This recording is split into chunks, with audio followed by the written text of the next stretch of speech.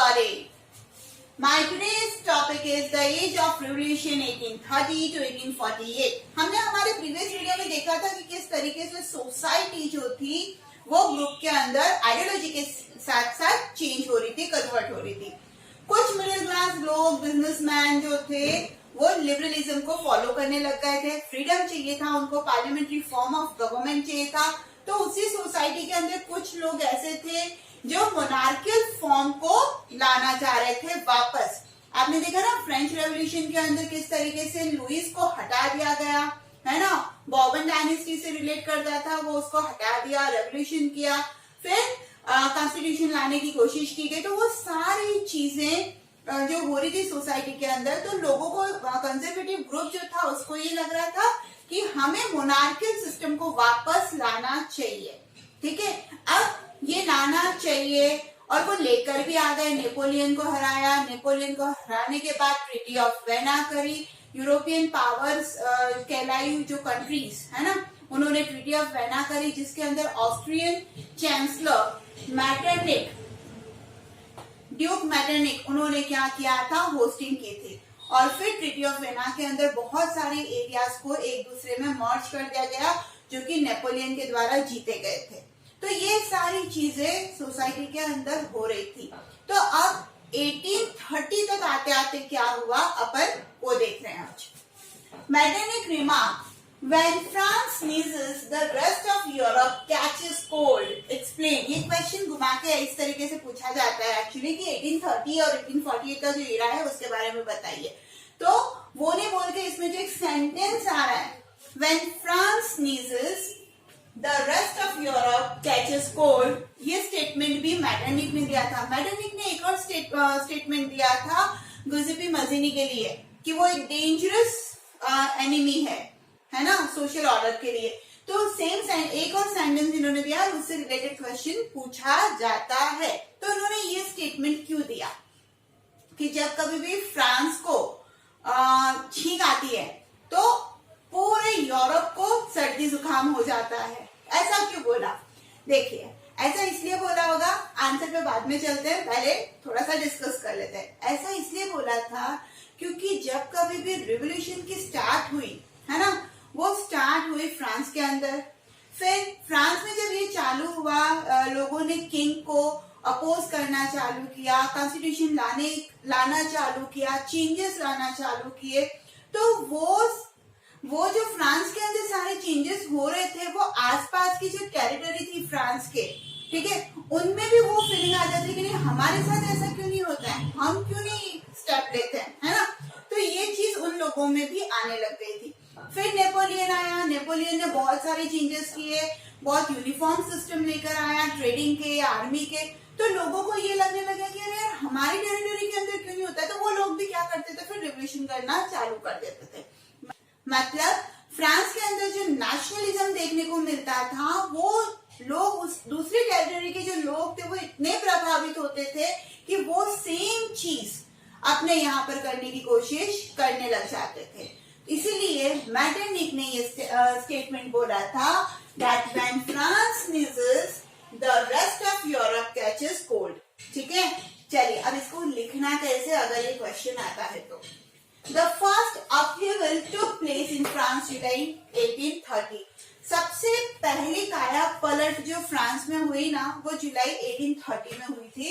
The Bourbon kings who had been restored to power during the conservatives' reaction after 1850 were overthrown by liberal revolutionaries who installed a constitutional monarchy with Louis Philippe as its head।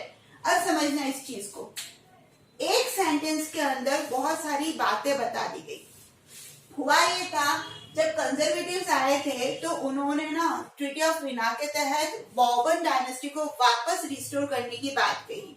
ठीक है, अब Bourbon dynasty को वापस restore करना मतलब Bourbon dynasty जो कि revolution की वजह से खत्म की कगार पे आ गई थी, तो उसी को वापस लाने के लिए उन्होंने लुइस फिलिप को क्या किया था, राजा बना दिया था। कौन सा राजा? कॉन्स्टिट्यूशनल मोनार्की के नाम से। मतलब मोनार्की सिस्टम तो रहेगी, पर जो लोग जो लिबरलिज्म के जो नेशनलिस्ट थे, जो ये कॉन्स्टिट्यूशनल चेंजेस चाह रहे थे, तो उन्होंने बोला ठीक है, कॉन्स्टिट्यूशनल चेंजेस के साथ मोनार्की सिस्टम भी रहेगा, और उन्होंने एक हेड बना दिया लुइस फिलिप को। ये क्वेश्चन 1 मार्क के लिए आएगा कि कंजर्वेटिव्स ने किसको हेड बनाया। तो कब बनाया था ये? ट्रीटी ऑफ वेना में, जब 1815 में कंजर्वेटिव ने ये सब कुछ चेंजेस किए थे तब। अब क्या हुआ, लिबरलिज्म बहुत ज्यादा फैलता जा रहा था, है ना। लोग जो मिडिल क्लास लोग थे, बिजनेसमैन थे, क्राफ्टमैन थे, बहुत सारे अलग अलग प्रोफेशन से जुड़े हुए लोग थे, इंडस्ट्रियलिस्ट जो थे, वो सब क्या कर रहे थे, ज्वाइन कर रहे थे इस पार्टी को, है ना। वो नेशनलिज्म को फॉलो कर रहे थे। तो ऐसे में क्या हुआ, जो नंबर बढ़ता जा रहा था लिबरल रिवोल्यूशनरीज का, उन्होंने क्या किया, 1830 तक आते आते कंजर्वेटिव के द्वारा जो लुई फिलिप को जो हेड बना दिया गया था, उसको पूरी तरीके से खत्म कर दिया। खत्म कर दिया मतलब उसको निकाल दिया कि कोई राजा नहीं, हमारा कोई राजा अब हमें चाहिए ही नहीं, ठीक है। तो उन्होंने क्या किया, पूरी तरीके से उसको हटा दिया वहां से। फिर as conservative resign try to consolidate their power. Conservative क्या चाह रहे थे कि हमारी पावर जो है ना वो बनी रहे सोसाइटी के अंदर, हम जो बोले वो हो। तो ऐसे कंडीशन में क्या हुआ, liberalism came to be increasingly associated with the revolution in many regions of Europe, such as the Italian and German states, the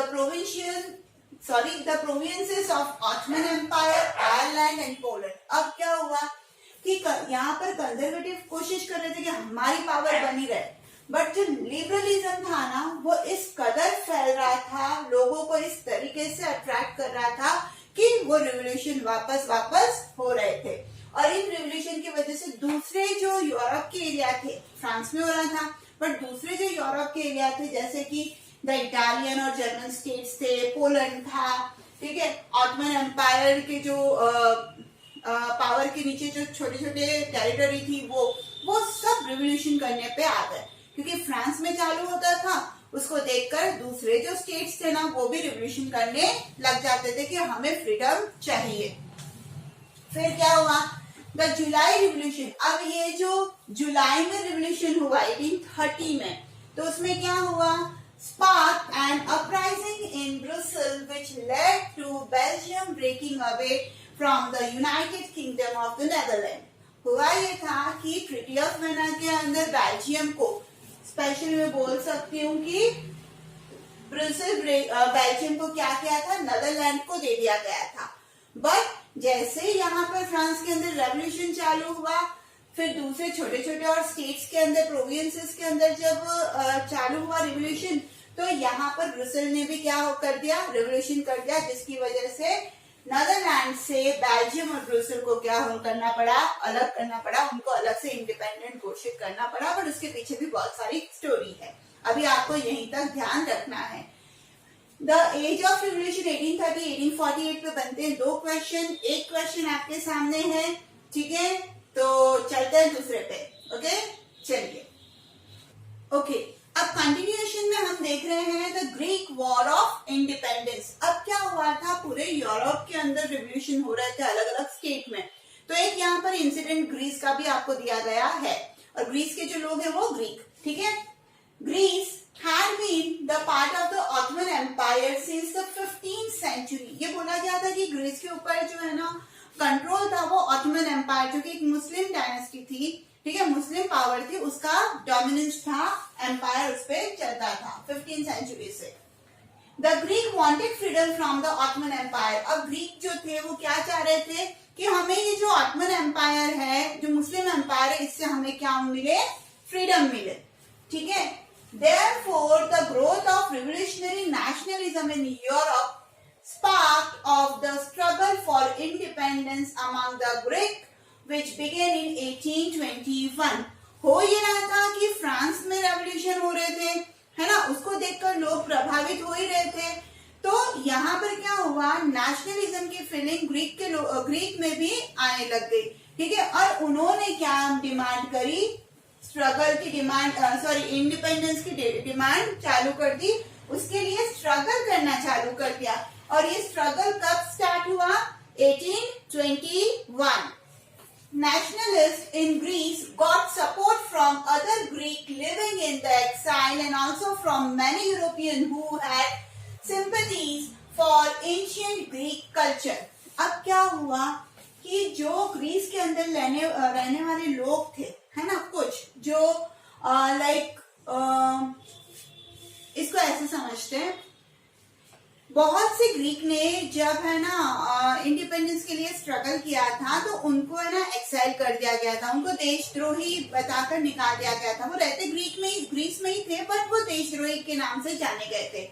तो जो ग्रीक के अंदर रहने वाले लोग जो थे ना, जब उनको नेशनलिज्म की फीलिंग आने लग गई और उन्होंने रिवॉल्यूशन करना स्टार्ट किया, तो उनको इंस्पिरेशन किससे मिला? ऐसे ग्रीक से जिनको एक्साइल कर दिया गया था, है ना, देशद्रोही बताकर निकाल दिया गया था।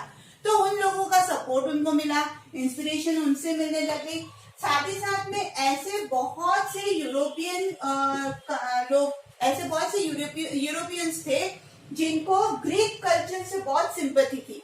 ये बोला जाता है कि संस्कृति की जो शुरुआत हुई थी ना ग्रीक की, वो फिर ऑल ओवर द वर्ल्ड फैली थी। और इसीलिए poet and artist lorded Greece as the cradle of European civilisation. ये बोला जाता है कि पूरे यूरोप का जो सिविलाइजेशन है ना, उसकी शुरुआत ग्रीस के अंदर हुई थी। क्रेडल माना गया है इसको। तो इस क्रेडल ऑफ यूरोपियन सिविलाइजेशन की जब ये ऑटोमन एम्पायर के तहत ये जो हालत हो रही थी, तो पूरे यूरोप के जो लोग थे वो उनको सिंपैथी थी, क्योंकि कल्चर की शुरुआत तो यहीं से हुई है ना। तो बहुत सारे आर्टिस्ट, पोएट ये जो थे ना, इन्होंने ग्रीस को क्रेडल ऑफ यूरोपियन सिविलाइजेशन बताया, क्योंकि शुरुआत यहाँ से हुई थी। और इसीलिए बहुत सारे यूरोपियंस जो थे उनको भी सिंपैथी थी ग्रीस से, कि ग्रीस के साथ क्या हो रहा है। साथ ही साथ में and mobilise public opinion to support struggle against Muslim empire. अब बहुत सारे पोएट और ये जो लोग थे वो अपनी कविताओं के थ्रू, अपने विचारों के थ्रू लोगों के अंदर नेशनलिज्म ला रहे थे। फिर यूरोपियन सिंपैथी शो कर रहे थे कल्चर के लिए भी। तो यहाँ पर जो पब्लिक ओपिनियन ये था कि ये जो मुस्लिम एम्पायर है, ऑटोमन एम्पायर, उसके खिलाफ हमको अब क्या उठानी चाहिए? आवाज उठानी चाहिए। द इंग्लिश पोएट, अब यहाँ पर है ना एक पोएट का नाम आया, 1 मार्क क्वेश्चन आता है, छोटी सी इंफॉर्मेशन दी गई है किस तरीके से हुआ था, है ना। The English poet Lord Byron organised funds and later went to fight in the war where he died of fever in 1824. एक छोटा सा इन्फॉर्मेशन है, 1 मार्क क्वेश्चन भी आ सकता है, ठीक है, कि नाम बताइए पोएट का जिनको फीवर से वो जो मारे गए थे। तो आपको लॉर्ड बैरन नाम याद रखना है। तो एक ऐसे इंग्लिश पोएट थे जिन्होंने फंड ऑर्गेनाइज किया था वॉर के लिए। वो वॉर में गए भी, पर वहां पर उनको फीवर आ गया और उनकी मृत्यु हो गई 1824 में, ठीक है। फाइनली, बट ये सब कुछ जब रिवॉल्यूशन हो रहा था तो लास्ट में क्या हुआ? Finally the treaty of Constantinople of 1832 reorganised Greece as an independent nation. फिर क्या हुआ फाइनली कि एक ट्रीटी साइन की गई, ट्रीटी ऑफ कॉन्स्टेंटिनोपल पास की गई 1832 में, जिसके तहत क्या हुआ? ग्रीस को इंडिपेंडेंट नेशन घोषित कर दिया गया। क्वेश्चन आ सकता है इसके ऊपर, तो write a short note on the Greek war of independence, या फिर write a short note on Greece war of independence. Question आ सकता है, आपको यही लिखना है। क्वेश्चन घुमा के भी पूछा जाए तो भी आपको यही लिखना है ग्रीक के रिलेटेड, ठीक है। क्वेश्चन को समझना है, मैटर यही है। मैटर इसके अलावा आपके बुक में कुछ भी नहीं दे रखा है ग्रीस को लेकर, तो यही मैटर है। अब इसको कैसे पूछा जाता है, तो उसी तरीके से आपको उस आंसर को प्रेजेंट करना पड़ेगा। आई होप वीडियो क्लियर हो गया होगा। तो hit the like button and पढ़ते रहिए social studies with Sangeeta. Thank you so much.